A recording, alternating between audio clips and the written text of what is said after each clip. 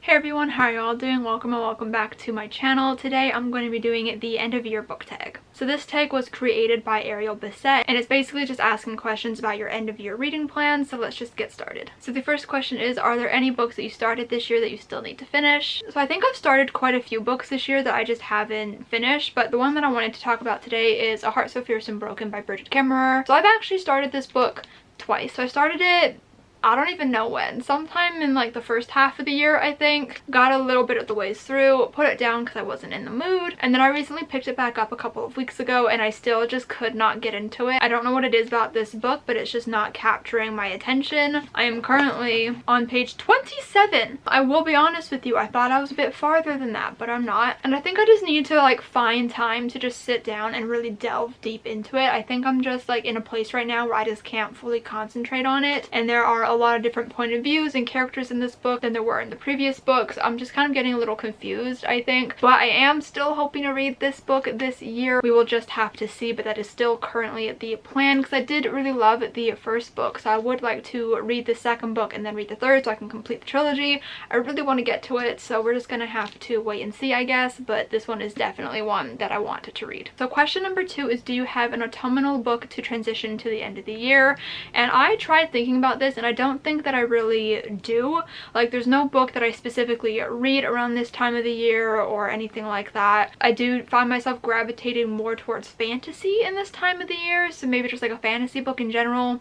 I don't really know. Question number 3 is there still a new release that you are waiting for? So there are a few that I am like highly anticipating. So the first one is Gilded by Marissa Meyer. This is her newest fantasy novel. I believe it is a Rumpelstiltskin retelling. I have it pre-ordered and I'm just like really excited for it because her last book was a contemporary novel. So I'm kind of like missing her fantasy books. I'm hoping to read it this year. It does come out sometime in November, so we will see if I can get around to it because I would really like to read it. The other one I want to talk about is Here's to Us by Becky Albertalli and Adam Silvera. I feel like this one is no surprise to anybody who's been on my channel. I absolutely adored the first book, What If It's Us, and I am highly anticipating this sequel. Like, I'm just hoping that it's going to be everything that I want and more. I think it even has potential to be even better than the first book, and I am just so excited for it. It comes out in December and I'm just like dying to get my hands on this one. Question number 4 is, what are 3 books that you still want to read by the end of the year? So I have a ton of books that I would like to read by the end of the year, but I picked out the 3 that I think I want to read the most, that are like the top priority books for me, not including any new releases that'll be coming out, but these are just the top 3 that I thought of. The first one is Perfect on Paper by Sophie Gonzalez. This is actually another one that I did already start and just didn't finish.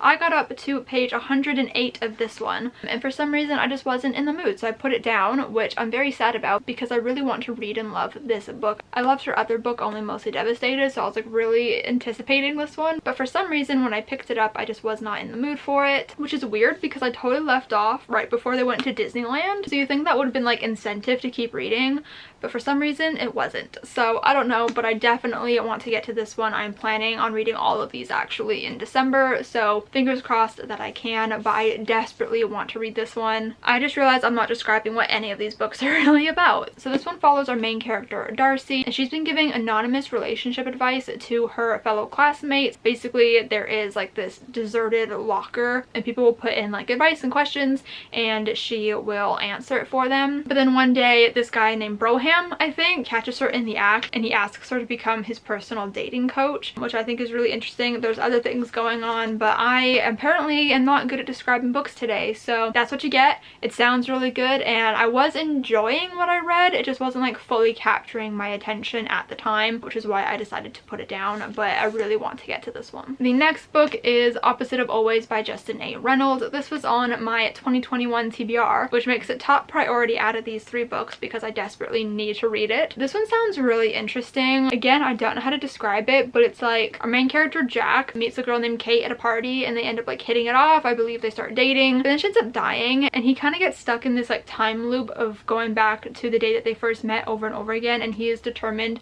to try to change fate and make it so that she doesn't die. It sounds really heartbreaking, really sad and emotional, and I really want to read it. I did start this book like I think when it first came out, I checked it out from the library, but I have not tried to read it since then, and I desperately want to read it and love it. I've only heard amazing things about it, so hopefully I can get to it this year because it is on my TBR for the year. So, and the third book that I really want to read by the end of the year is One Last Stop by Casey McQuiston. I loved Red, White, and Royal Blue. I was highly anticipating this book.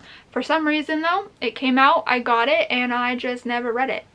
Yep, I didn't even try picking it up. Have not made a single attempt at reading this book, but I really want to, obviously. I don't know. I don't know. I have found reading very difficult this year. I just can't seem to like get in a good groove of reading, and it's been really unfortunate. So I don't know. I just haven't gotten around to this one. Haven't really been in the mood. It is like a chunky one, so maybe that's what's stopping me. I don't know, but it sounds really great. I know that I'm gonna love it, so I desperately need to read it. Why do I keep picking up books that I have no idea how to describe? I don't know. But what I do know is that our main character, August, like sees this girl like on the subway, and she's like really cool. I think she gets like a crush on her, and then she finds out that this girl is literally displaced from the 1970s and is stuck on the subway train. I don't know any more than that. I honestly don't want to know too many details about this book because it feels like one that I just want to go into a little bit blind and like not know a lot about. So that is the best description that I can give you, but I am really excited about this one. I just need to get off my butt and actually read it. So question number 5 is there a book that you think could still shock you and become your favorite book of the year? So I thought about this question for a while, looked at my shelves quite intensely, and I just couldn't really think of a book that could become my favorite of the year, like my top favorite or anything. If you don't know, Counting Down with You by Tashi Bouillon is totally winning for that spot right now of being my favorite book of the year, and it just seems like it's going to be pretty dang hard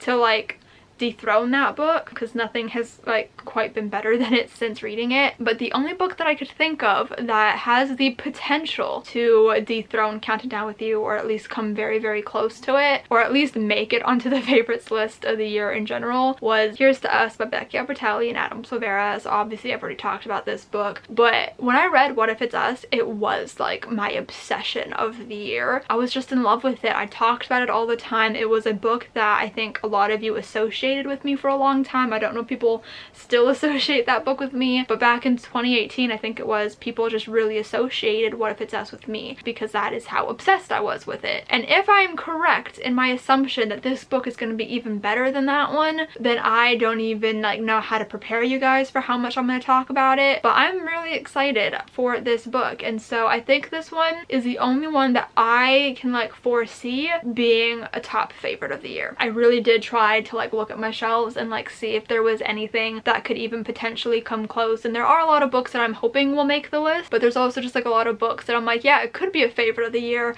but only if I actually read it. And there are definitely a lot of books that I want to read that I already know I probably won't get to this year, but I know that I'm going to read Here's to Us this year.